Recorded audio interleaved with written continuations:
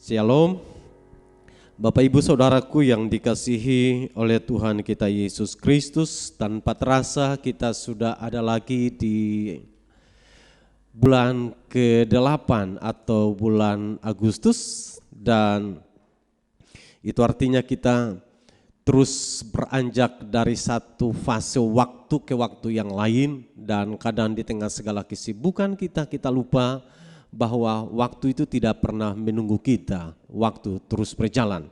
Dan di tengah kesibukan saya dan saudara, Tuhan selalu membuktikan bahwa Dia adalah Allah yang setia. Dan kesempatan dalam tema bulan Agustus ini, kita akan belajar bersama dengan tema kata setia. Setia. Setia adalah merupakan satu hal yang penting. Karenanya tema untuk minggu ini kita akan membahasnya setia tanpa syarat. Setia tanpa syarat.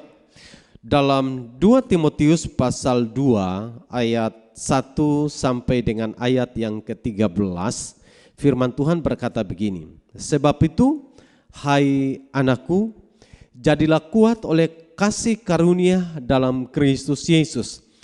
Apa yang telah engkau dengar daripadaku di depan banyak saksi, percayakanlah itu kepada orang-orang yang dapat dipercayai, yang juga cakap mengajar orang lain.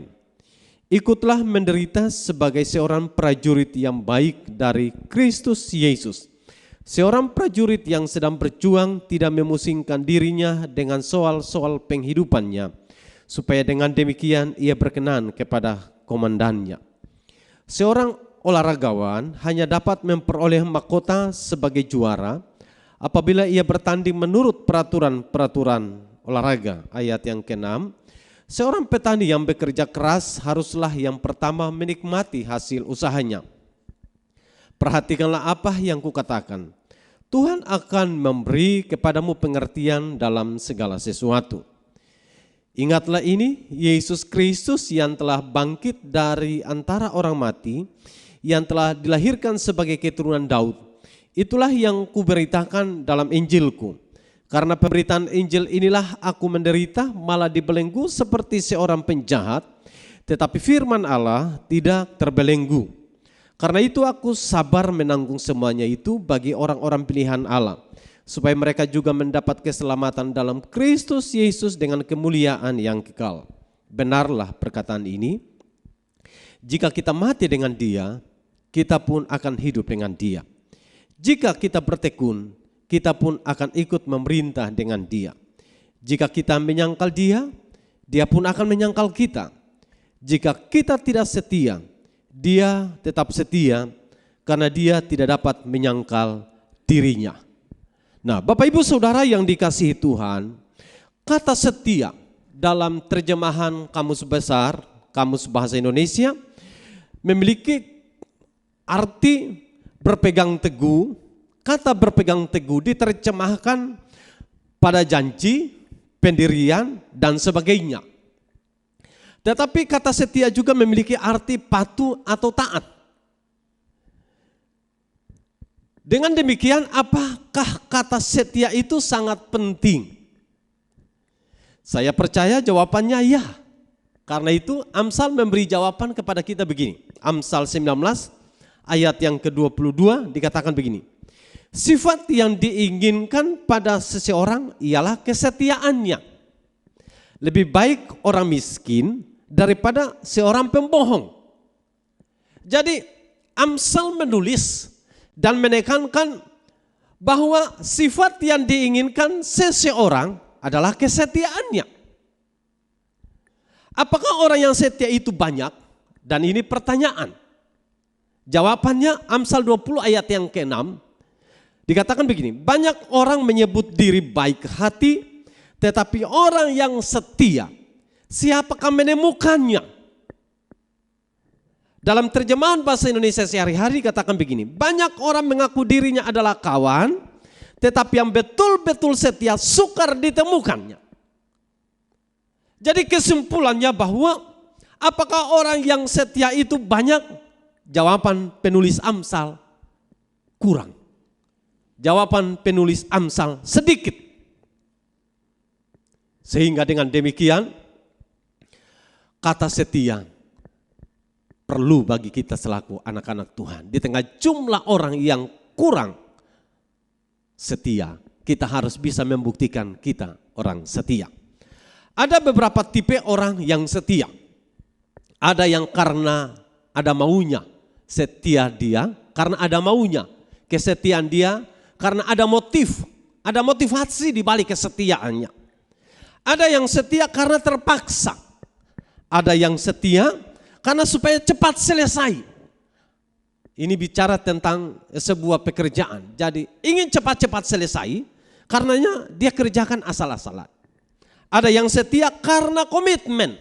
Nah, terkait dengan komitmen, ada yang komitmen kepada dirinya sendiri. Dia berjanji kepada dirinya sendiri bahwa dia mau setia kepada seseorang atau kepada teman, teristimewa kepada Tuhan, komitmen kepada dirinya. Tetapi ada yang memiliki komitmen kepada sesama. Jadi kadangkala komitmennya kepada diri untuk setia, melakukan apa yang dia bisa lakukan setia, tetapi dia tidak komitmen setia kepada sesama. Ada yang komitmen setia kepada diri atau setia kepada sesama, tetapi dia tidak setia komitmennya kepada Allah. Jadi ada orang yang betul-betul setia kepada temannya atau kepada pasangannya atau terhadap pekerjaan yang dia kerjakan, tetapi terhadap Allah dia tidak setia.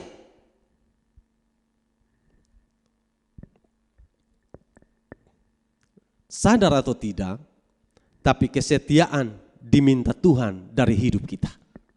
Dan kesetiaan yang diminta Tuhan dari saya dan saudara adalah kesetiaan tanpa syarat.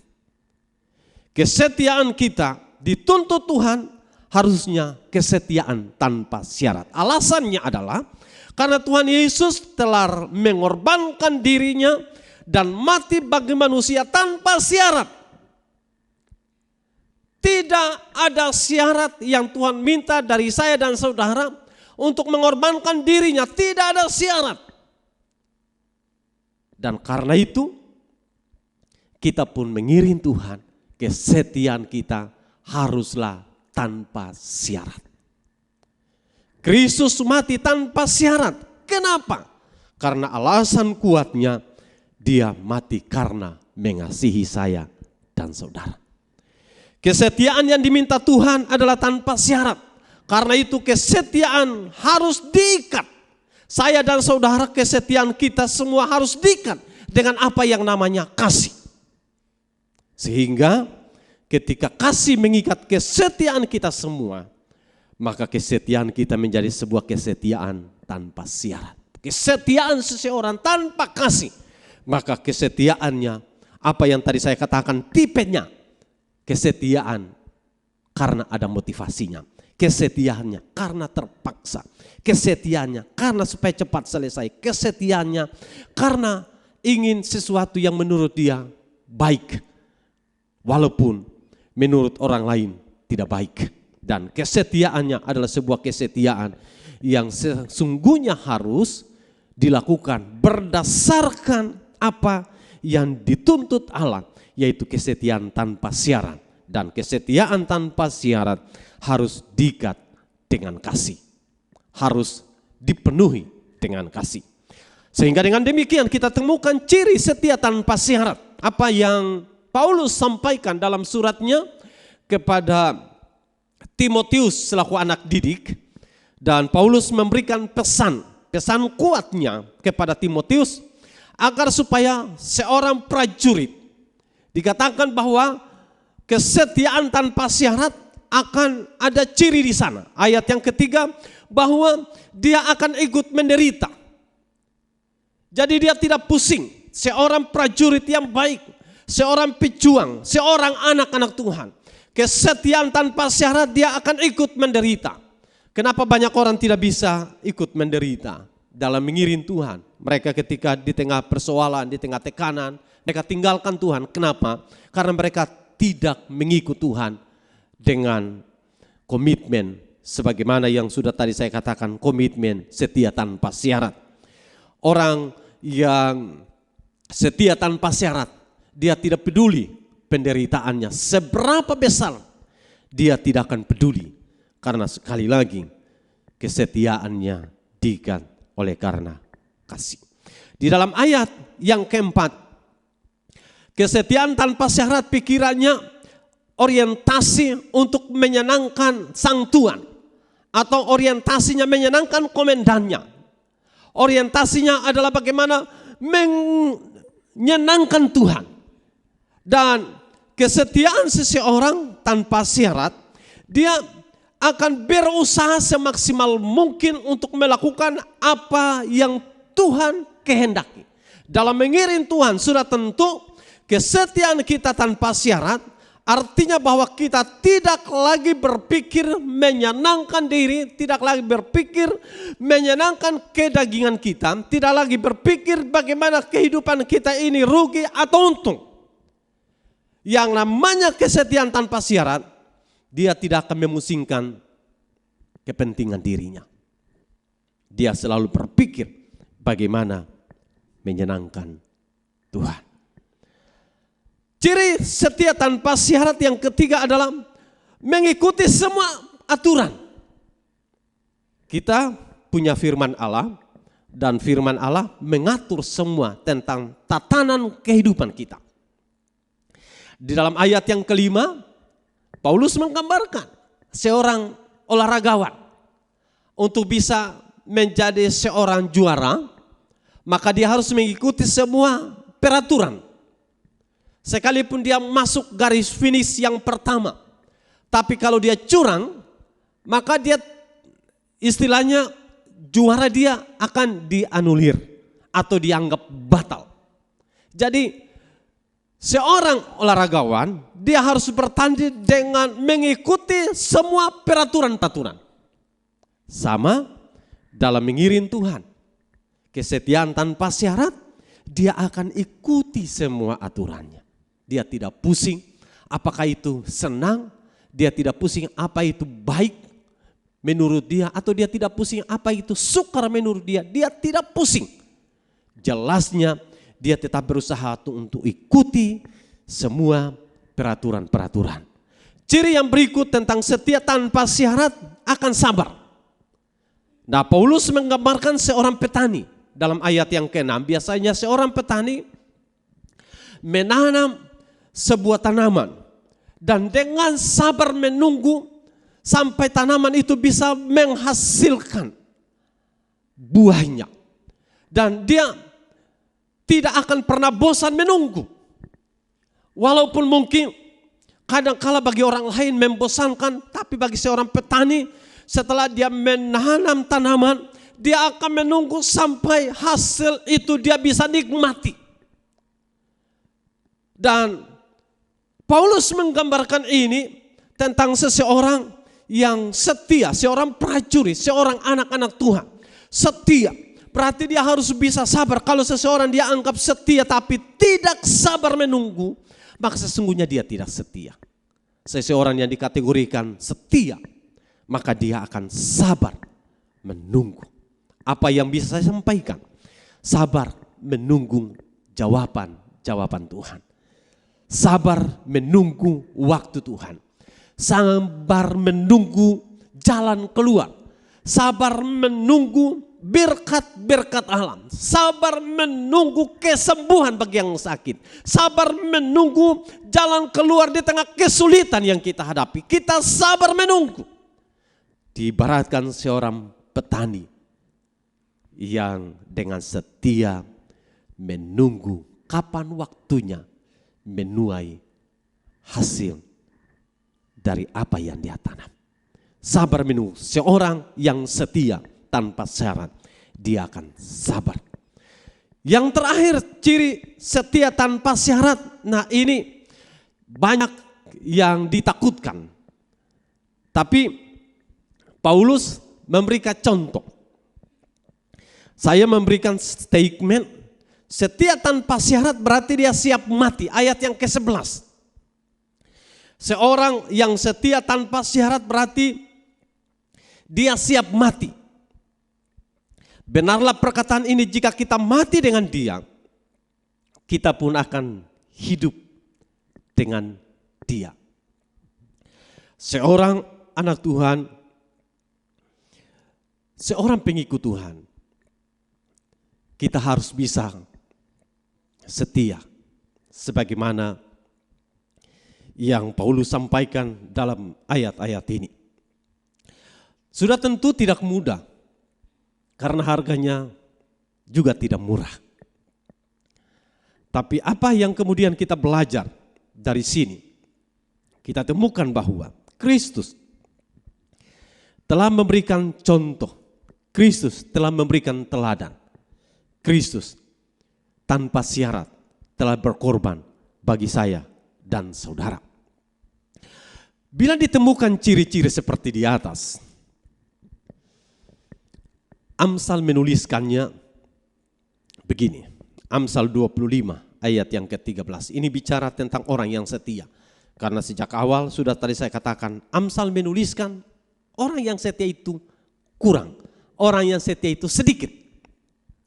Tetapi dalam Amsal 25 ayat yang ke-13, bila seseorang menemukan seorang yang setia, penulis Amsal menggambarkannya begini, Amsal 25 ayat yang ke-13, seperti sejuk salju di musim panen, demikianlah pesuruh yang setia bagi orang-orang yang menyuruhnya. Ia menyegarkan hati tuan-tuannya. Jadi seorang yang setia diibaratkan seperti sejuk salju di musim panen. Dalam terjemahan firman Allah yang hidup dikatakan begini, seorang pegawai yang setia menyegarkan bagi majikannya sama seperti hari yang sejuk pada musim panas. Ditemukan seorang yang setia diibaratkan seperti hari yang sejuk di musim panas. Dalam terjemahan bahasa Indonesia sehari-hari dikatakan, utusan yang setia membuat pengutusnya senang seperti air sejuk bagi penuai di ladang. Orang yang setia, penulis Amsal juga memberikan gambaran yang jelas, diibaratkan seperti air sejuk bagi penuai di ladang. Bukankah seorang penuai ketika dia di ladang, dia berhadapan dengan suhu yang panas, dan untuk menghangatkan atau untuk menyegarkan tubuhnya, dia butuhkan air yang sejuk. Dan air yang sejuk ini digambarkan seperti seorang yang setia. Saya baca satu terjemahan lagi dan ini menarik pengertiannya.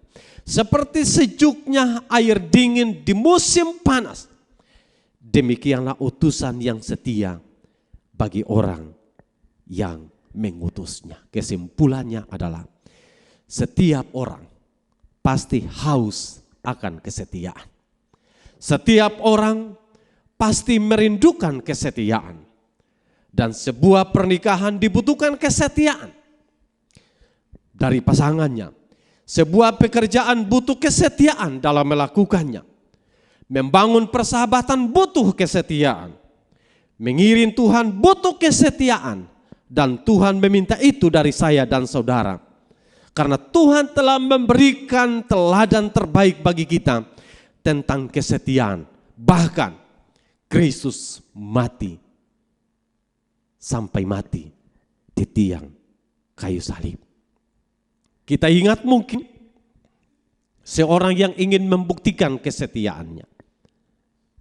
Seorang yang namanya Petrus. Petrus pernah menyangkal Yesus. Yudas pernah mengkhianati Yesus.